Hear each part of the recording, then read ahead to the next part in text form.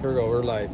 My name is Carlo, and I'm with Miles Bowman from running counselor at Ward One here at Port Hope. So I invited Miles here for my 5 lightning questions. Thank you for. Yeah, thanks for having me. Yeah. All right, here we go. So the first question I'd like to ask is in regards to you. Okay. Here we go. If you were given a magic wand to change anything in this town, what would it be and why? Ooh, fun. The magic wand would be that all of this would be done and we would have what we want, which is an activated and beautiful waterfront that is accessible and part of bringing our culture and our economy to the next level. So I'm all gesturing to stuff behind us. We're down at Olympus Burger right now, and I'm seeing the PHAI cleanup going on behind us. So I moved here over a decade ago, and I've just been waiting and watching. And I know from the people that have been here, living here for a long time, that's part of what they're feeling too. And so if I could wave the magic wand, it would all be done. But that's not the reality. Okay, perfect. That's good. So for my second question, it's about the business and the environment. Yeah. What should you think is more important, the business development of the township or the environmental aspect? And if your answer is a balance of both, how do you think you'll be doing this as part of your agenda? Or let me rephrase this a bit. Yeah. What do you think is more important, the business development of our municipality or the environmental concerns of our residents? I honestly don't think that they can be disentangled. And so especially like where we're at right now, I think that we have to be asking questions about what does the future of business look like, and how does that incorporate solutions for a sustainable future, and one especially that we can pass off to our kids without them living in catastrophe.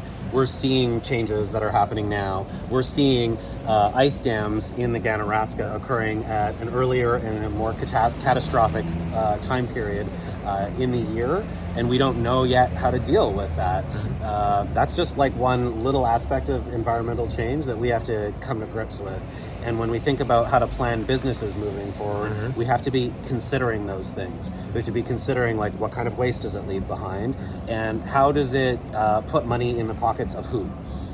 Right? That's important. Like we have to be asking questions about like whether we're getting into relationships with corporations where all that money is funneling to people that are not our working class, that is not keeping the money here, and that is continuing what is a really bad problem here, where there's no affordable housing and there's people not being able to afford to work and live in Port Hope. All right, perfect.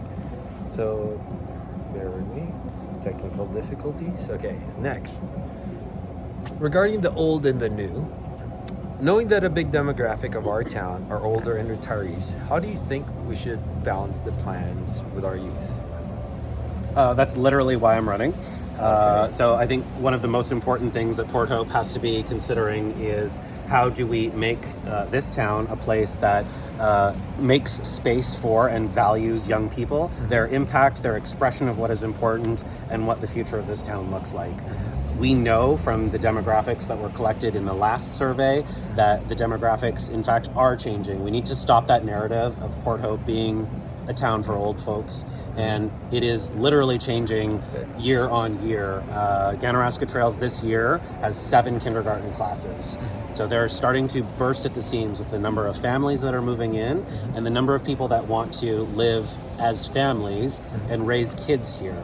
That means that we have to have different conversations. We have to have people on council that understand families' needs, and it also means that we need to start thinking very critically about how we develop programming that allows young people to express themselves and again be valued members of the community. All of that can happen without saying no to the older folks that are in the community as well. So when I say all of that, that's not saying we take away. This isn't a zero-sum game. It's about collective community building. All of that can happen so that they can have meaningful exchanges with the older people in our community. And just as an example, I work for a charity called Song. Oh, Song, yeah. We give music to kids. Oh, beautiful, yeah. Right. And one of the things that we rely on are older people in the community to come in and help us as volunteers run our programming. that gives young people an opportunity to have relationships with older folks that often they don't have access to, and get music at the same time. We can do a whole lot more of that. Oh, definitely. Yeah. Thanks for that. And then our 2 more questions. We're running First Nations. Do you have a truth and reconciliation plan with the Indigenous people? If so, what is your agenda? What are your plans to help our community participate in the reconciliation with the Indigenous people? Yeah. It's not supposed to be my plan. And so my plan is to engage in conversation about what the Indigenous peoples in this area need and want to say.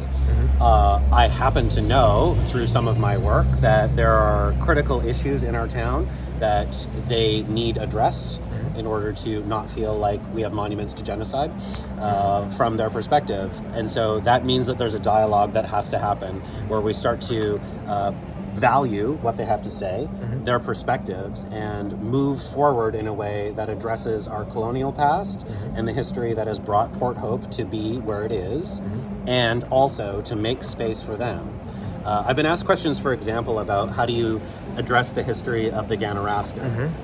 And how do we keep it so that we have a historic Port Hope? And I'm always interested in that question, because it's like, well, then what is the history of the Ganaraska? And whose history are we talking about? And that so happens quite often, actually. Yeah.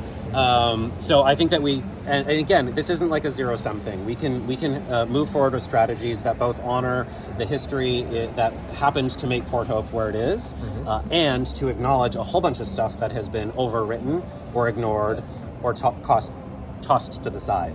As a concrete example, because that's all kind of talk, the work that I've been doing in culture creation has attempted to, so like with Critical Mass, for example, we've been developing an app that allows stories to be told depending on where you are located in Port Hope. Oh, that's beautiful. What we can do then, and we have attempted to build relationships to bring this forward, is consult with Indigenous elders in the area to find out what the stories are and how they wish those stories to be told. That's beautiful. In relation to this place. So we can do storytelling that not only expresses like the history of, say, how Town Hall came to be, or an art installation from an artist that gets people to experience something as they move through space along the river.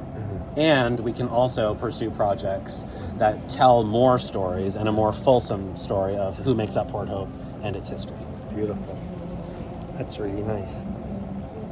I like that. Last question is regarding corporations and the people. The current large corporations and developers that are stakeholders in our township have a lot to say in most projects here. How can you make sure that the local residents' interests are met? Basically, at present, there are large corporation developers. Let me rephrase that. At present, there are large corporations and developers with the influence and resources to have their say about most projects here. Can you balance corporate interests and the interests of the residents and ensure that people who live here are also heard? Yeah, I mean, I'd like to hope so. One of the things that I have noticed in the way that certain developments have happened, I think that you're referring to kind of like the way that developments and expansion in Port Hope is occurring. So we need people that have the chops to sit down at the negotiating table when developers come and to lobby back and to say, this is what kind of town that we want. This is the problems in the contract that you're presenting to us, and to work through that, to look through complicated documents, to be able to read them carefully, and to have the experience at that upper level where you can argue back. So we've learned that there's been some problems with, for example, the way certain expansions have happened in Port Hope. Those were good learning moments because they taught us a lot about, for example, community building. And so it's not just about sitting at the table, by the way. It's about making sure that we have a master plan and our strategic plan, and that we've built those foundational documents that tell our town how to operate, what our employees are supposed to do, that those are tightly constructed, and that we have people involved in their construction that see bigger problems and that can put in strategies for addressing how to build communities to make sure that there's green space, to make sure that there's fair taxation, to make sure that there's neighborhoods that get people to mix together instead of turning their backs on each other. Perfect. Those are all things that we can do if the right skill set ends up being in council. So we can put in a bunch of people. There's 4 of them in Ward 1. You need to be able to put in a bunch of people that can fill a whole bunch of skill sets that would allow you to do that. Perfect. Yeah. Well, thank you, Miles, and in this rainy day in Port Hope. and really thank appreciate you. Appreciate you. Yeah, Okay. love that you're doing this. Oh, thank you.